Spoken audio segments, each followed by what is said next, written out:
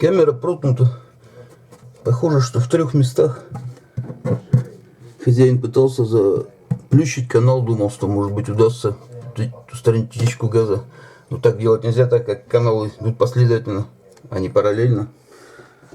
Попробуем сейчас погреть. Похоже, что там вода. Если вода в системе, тогда браться не будем, а то замучаемся сушить.